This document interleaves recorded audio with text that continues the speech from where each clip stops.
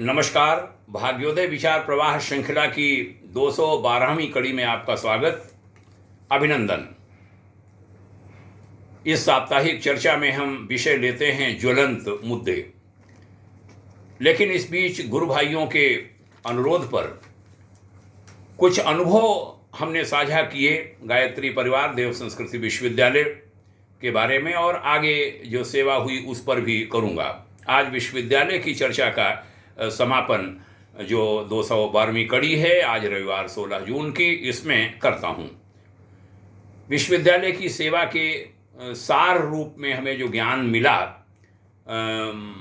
मंत्र सूत्र कहूँ तो ज़्यादा उपयोगी होगा और सबके लिए उपयोगी। आरंभ करता हूँ। यह सूत्र शासन, सत्ता और संस्था प्रमुख स्तर के लोगों के लिए भी उपयोगी होंगे और अन्यों के लिए भी। सही और सच्चा नेतृत्व देना श्रेष्ठ पिता बनकर ही संभव है। आप सबको स्नेह दीजिए। ये सार निकला जो संस्था प्रमुख स्तर के लोग हैं उनके लिए। ध्यान रहे, बच्चा भी हमसे बढ़िया राय दे सकता है। सबकी राय को महत्व दीजिए। प्रतिभाओं की तलाश और तराश सबसे बड़ा कार्य है, सबसे महान पुरुषार्थ है, यह ध्यान रखिए। प्रतिभाएं चिकनी रपटीली होती हैं, उन्हें संभाल कर रखना एक बहुत बड़ी कला है। उनको समादर दीजिए। ध्यान रहे, श्रेष्ठता व उत्कृष्टता की पीठ थपथपाना सबसे बड़ी बहादुरी है।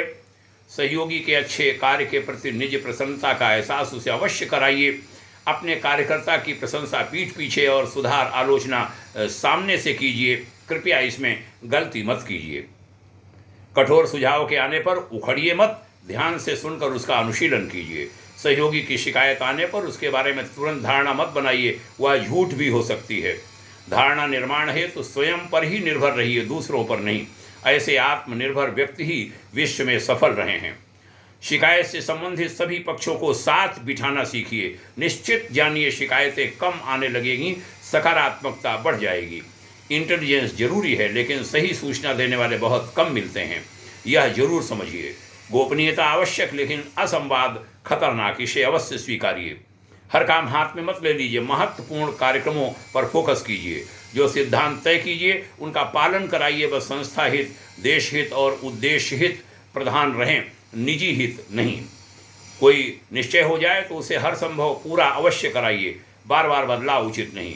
सहमति से आरंभ हो चुके काम को अकारण बीच में तो कदापि मत रोकिए, इससे देश का भारी अहित होता है।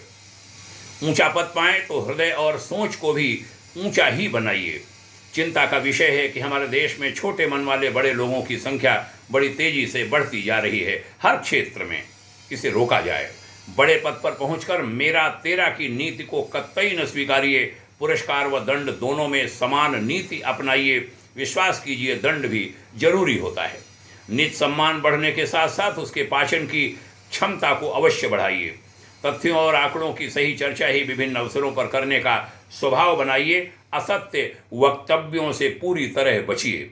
लिखित सुझाव आने पर अपने मंतव्य सहमति असहमति सहित संबंधित व्यक्ति को अग्रसारित अवश्य कीजिए, वापस अवश्य कीजिए।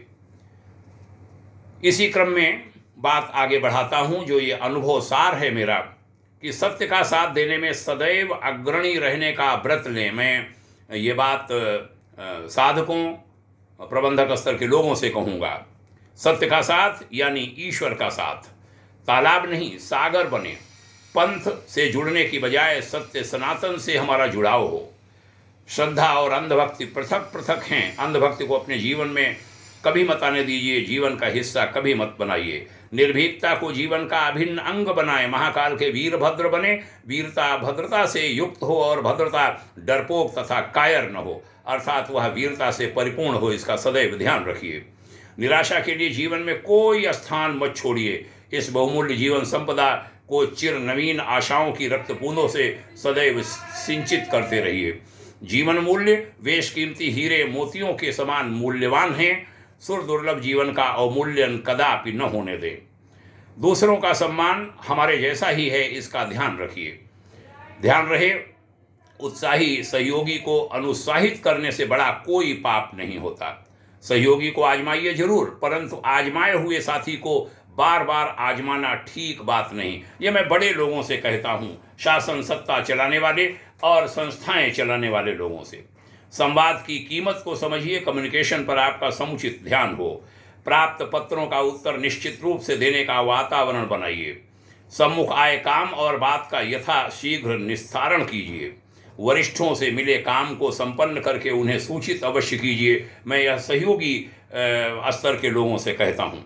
लेखन और वक्तृता में प्रभावशाली बनिए, सुनना ज़्यादा, बोलना कम, सामने के व्यक्ति की बात पूरी होने पर ही बोलिए, एक विषय पूरा होने पर ही दूसरे विषय की शुरुआत करिए, कार्यस्थल को एक परिवार मानकर पारिवारिक सदस्यों की तरह सभी के हितों का ध्यान रखिए। ये मैं प्रबंधक स्तर के लोगों, कामगार स्तर के लोगों के लिए कह रहा हूँ। आंतरिक प्रसन्नता को राष्ट्रीय प्रसन्नता मानने की आदत डालिए, सभी के लिए कहता हूँ। कोई असफलता मिलने पर घबराना मत, नए कार्यों और अभिन्न योजनाओं का सृजन कीजिए। परिपक्व संस्कार बन चुकी बड़ों की कमियों से टकराइए मत, बल्कि वैकल्पिक और अभिनव रास्ते खोजिए।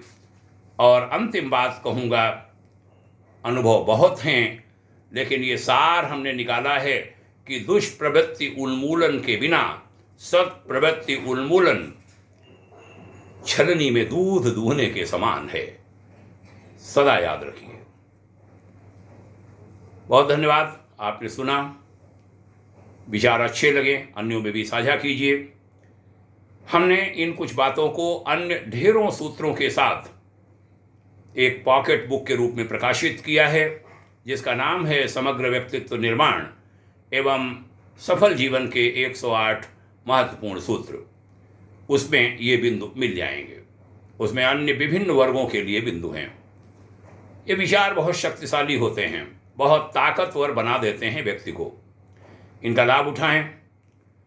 भाग्योदय विचार प्रवाह श्रृंखला की यह कड़ी सुनने के लिए साधुवादी हूँ। ऐसी बातें विशेष रूप से नई पीढ़ी को अवश्य बताना चाहिए। सबके लिए उपयोगी हैं। जो इनको ध्यान से पढ़ते और सुनते हैं उनको निश्चित लाभ मिलता है। प्रणाम, जय हिंद, शुभकामना, ओम शांति।